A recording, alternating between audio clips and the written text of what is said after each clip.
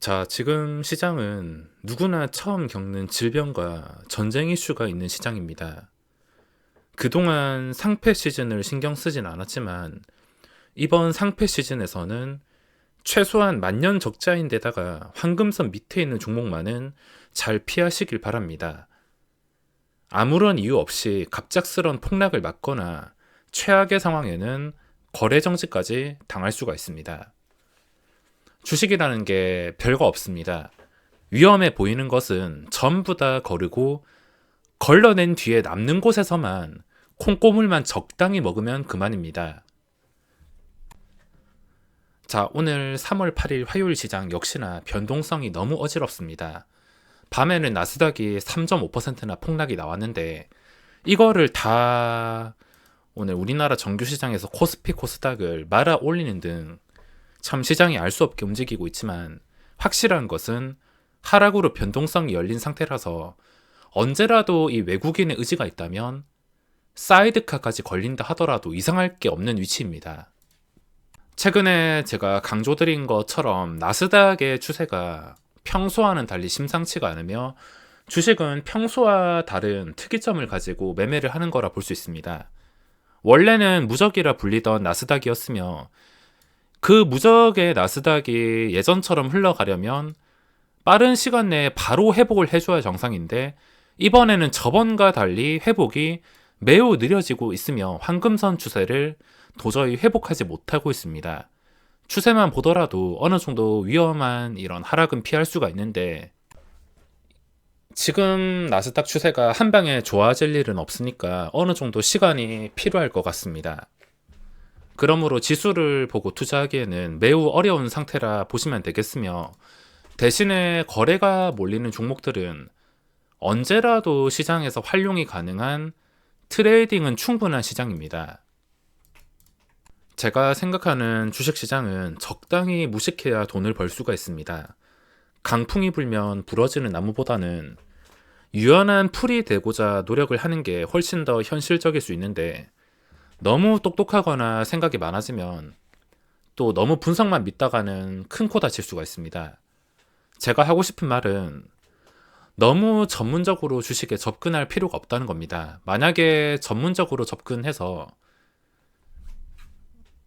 학력이 좋고 똑똑한 사람만 돈을 벌 수 있는 곳이라면 당연히 그 전문적인 지식들 필요하겠지만 절대 이 주식시장이 상식적으로 움직이는 시장이 아니기 때문에 전문적인 분석은 필요가 없다는 겁니다.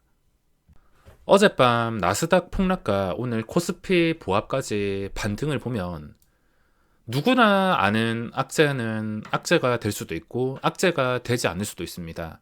뭐 어디로 움직이든 간에 돈 있는 큰 손들의 마음이라 보시면 되며 누구나 아는 호재가 있어도 그 호재는 호재가 될 수도 있고 호재가 안 될 수도 있고 이게 무슨 말이냐면 그냥 제멋대로 움직이는 게 주식이라 보셔야 됩니다.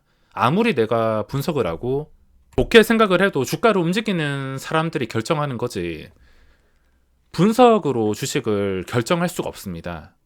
그리고 주가가 움직였을 때는 주가가 올라가거나 내려가거나 악재와 호재는 얼마든지 끼워 맞추면 되는 곳이 주식시장이며 사람마다 해석이 다 달라지는 게 주식시장일 수밖에 없습니다. 주가가 어떤 식으로 움직이는지 원리에 대해서 연구하는 게 훨씬 더 현실성이 있습니다. 지금 시장 여전히 알 수가 없으며 최근 3월 시작하자마자 이 추세를 유지하지 못하고 그대로 무너졌습니다. 이제 다시 황금선 아래에서 경계할 상태가 되었는데 증시가 더 이상 바닥을 찍지 않으면 좋겠지만 최악의 상황에는 이 외국인의 의지에 따라서 얼마든지 마이너스 4% 심하면은 서킷까지도 사이드카까지도 밀어버릴 수가 있는 분위기라 만약에 이 외국인들의 목적이 주기적으로 오는 폭락장처럼 신용을 털기 위해서 사이드카가 걸리게 하는 게 목적이라면 얼마든지 나올 수 있는 위험이 있는 자리라서 지금은 이제 경계를 할 수밖에 없습니다. 자, 주식은 어떤 식으로 생각하고 매매해야 되냐면 제가 오늘 매매한 티플렉스라는 종목 가지고 설명을 드려보겠습니다. 하루 종일 거래 대금이 나오면서 이 외국인의 프로그램 단타가 활개를 치고 있는데 방금 전에도 장대 음봉이 나온 게 한 방에 20만 주가 빠졌습니다. 이러다가 또 한 방에 들어오고 한 방에 나가고 하루 종일 이걸 반복하고 있으며 저는 오늘 매매한 종목이 티플렉스밖에 없습니다. 제가 티플렉스를 매수하기 전에 원자재 니켈이란 것이 67% 급등할 거라고는 상상조차 하지 못했으며 또 이 종목이 니켈의 급등으로 인해서 영향을 받아 올라갈 거란 기대는 하지도 않았습니다. 관련주인 것만 알고 있었지 니켈에 의해서 올라가는 게 아니라 현재 자리 상태, 심리 상태, 이 주가의 분위기 상태로 올라갈 거를 생각하고 매매를 한 것이지 니켈에 대한 기대는 전혀 하지 않았습니다. 이런 기회가 자주는 오지 않지만 제가 항상 뭔가 추세가 괜찮은 자리에서 매수하면 뜻대로 되는 경우가 많습니다. 이유는 나중에 어떤 호재가 뜨는 간에 갖다 붙일 수 있으니까 그걸 분석하는 게 중요한 게 아니라 주가는 어떤 호재를 띄우기 위해서 미리 움직이는 종목들이 많은데 이유는 상관없이 좀 추세가 괜찮다 싶은 종목들을 공략한다면 자연스럽게 이유는 따라 붙을 수밖에 없습니다. 오늘 티플렉스가 급등하는 것도 정확한 이유를 분석할 필요는 없습니다. 돈이 몰리기 때문에 그 니켈 때문에 돈이 몰리긴 한데 만약에 이 돈이 몰리는 게 오전에 갭상승만 나왔다가 뚝 끊겼으면 그대로 상승폭을 전부 다 반납하면서 오늘 마이너스까지도 갔을 겁니다.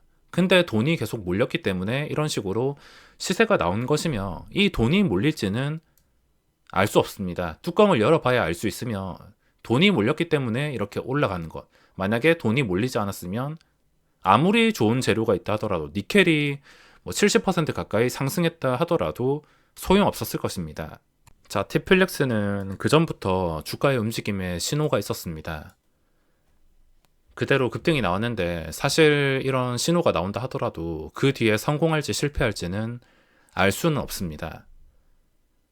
일단 이런 자리에 매수를 해서 그 뒤에 주가가 어떤 식으로 풀리냐에 따라서 대응을 하는 것이지 그 뒤에 주가가 무조건 잘 풀린다는 보장은 없으며 또 많은 종목들이 잠깐 고점만 찍다가 내려앉는 경우도 많습니다. 그런 경우는 외국인 단타로 인해서 수급이 꼬였다던가 수급이 꼬였는데 거래대금은 계속 붙지 않아서 다시 내려간다던가 올라갈 자리에서 못 올라갔다는 실망감 때문에 연쇄적으로 주가가 내려온다던가 그런 상황이 많이 발생할 수가 있으며 잘 되는 경우는 오늘같이 중요한 자리에서 거래대금이 붙을 때 이때가 잘 되는 경우를 할 수 있는데 오늘 티플렉스 같은 경우에는 굉장히 잘 풀리고 있습니다. 만약에 이것도 거래가 붙지 않았다면 그대로 내려갔을 텐데 다음에도 이렇게 비슷한 종목이 나오게 된다면 무조건 상승할 거라고 생각하기보다는 또 호재를 체크하기보다는 거래가 지속적으로 붙는지 또 가야 할 자리에서 시원하게 올라가는지부터 파악을 해야 될 것입니다. 어떤 종목이 이렇게 신고가가 나올 때는 확실하게 그 전에 고점에서 거리를 멀리 떨어뜨려야 좀 제대로 된 상승이 나오지 멀리 떨어뜨리지 못하고 몇 개 호가만 오르다가 다시 무너지고 또 오르다가 무너지고 그러면 계속 반복될수록 주가는 결국에 상승에 실패하고 무너질 수밖에 없습니다. 이제 다음 과제는 시장이 불안정하니까 시장을 이기려 하지 말고 또 티플렉스 같은 다음 종목을 기다려야 됩니다. 기다리면서 미리 발굴하기 위해서는 체크해야 될 것이 최근에 거래대금이 나왔던 종목들 눌림을 확인하기. 박셀바이오 같은 경우에는 눌리면서 500억이 나왔습니다. 좀 많이 줄어들었는데 이런 경우에는 어떤 식으로 활용을 하냐?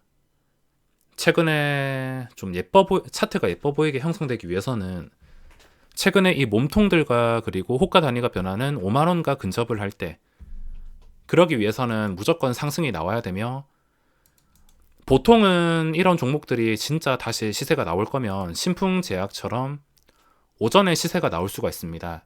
박셀바이오도 여기서 또 수익을 내기 위해서는 한 47,000원 정도는 확실하게 뚫어주는 움직임이 나와줘야지 47,000원부터 5만원까지 보고 시세 차익을 노릴 수가 있으며 5만원만 잘 풀리면은 신풍제약같이 급등이 추가로 나올 수가 있습니다.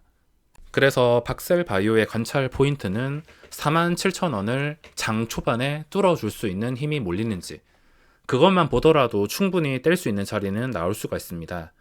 그리고 HMM은 아직까지 거래 대금이 계속 유지가 되고 있어서 언제라도 시세가 나올 수가 있습니다. 추가 시세가 나올 수 있는 상태인데, 이런 종목의 특징은 추가 상승이 나올 때는 대부분 오전에 올린다고 보셔야 됩니다. 오후에 갑작스럽게 잡주처럼 올리는 게 아니라 오전에 매물이 좀 덜할 때, 가벼울 때, 최대한 가벼울 때 시작을 해야 되는데, 좀 특이점을 발견하기 위해서는 시간의 거래 가격보다 훨씬 더 높게 주가가, 시초가가 형성이 되고 나서도 유지가 될 때, 그때는 추가적인 상승이 얼마든지 나올 수가 있습니다. 3월 4일 금요일도 갭상승이 나왔는데, 미국 증시가 급등해가지고 나오는 갭상승이 아니라 지수와 상관없이 자연스럽게 나오는 갭상승과 함께 그게 유지가 될 때만 그 오전에 시세를 노릴 수가 있습니다. 박셀바이오나 HMM이나 장 초반의 움직임만 보더라도 충분히 대응을 할 수가 있지만, 주의를 하셔야 될 것은 이게 올라가지 못하고 추락할 수도 있으니까 무조건 이거 떨어진다고 잡을 필요는 없습니다.